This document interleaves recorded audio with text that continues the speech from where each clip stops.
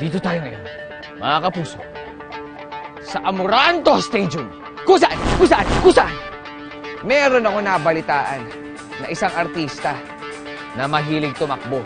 At hindi lang basta takbo ang ginagawa niya. Ba, wala siyang gear. Ayun siya! Shake! Kuya Gerald, bakit ka tumatakbo ng nakapaa? Sagol pa lang ako nung huli kong ginawa yan. Yun nga, nakalimutan mo na.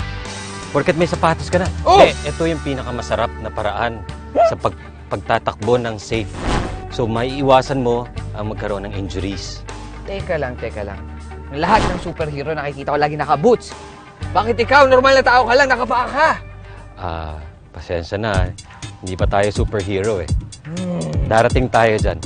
Alam mo ba na yung paa mo ay kailangan mong i-free yan. Kailangan maramdaman niya yung ground para magkaroon ka ng senses. Ma-open yung senses mo. Kailan ka naman tumatakbo ng nakapaa? Pagka may competition ba?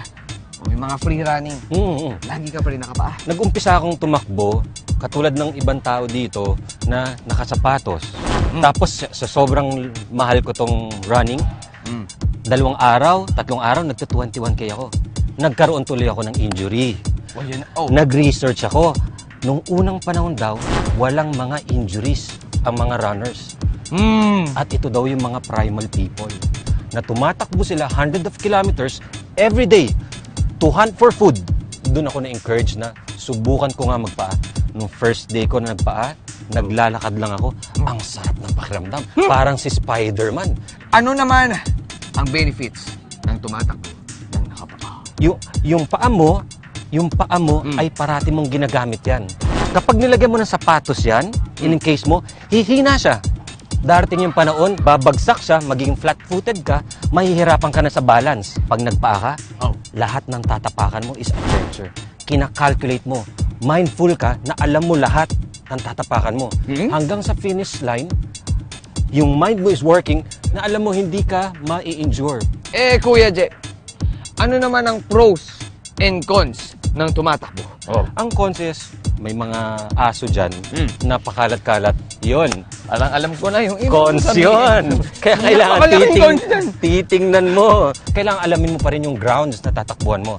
Secure mo muna yung self mo. Kuya Gerald, marami akong natutunan sa'yo. At ang mga nanonood ngayon. Pero, ako si Sefferman. Lahat ng tao dito, china-challenge ko. Kaya china-challenge kita. Tatakbo rin ako ng nakayapak. Yun. Kala mo ikaw lang? Aba, Game. wala akong keep kung di dahil doon. Game ka na ba? Game! Wait lang. Mga kapuso, handang-handa na si Sefferman ang tanggapin ang challenge ngayong araw na ito.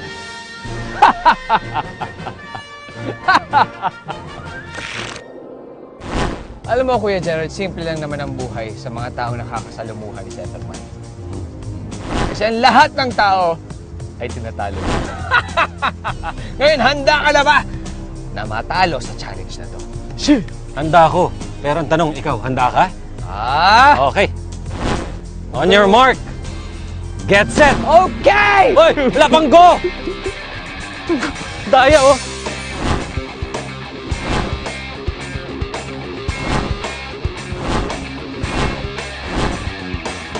Bilis na.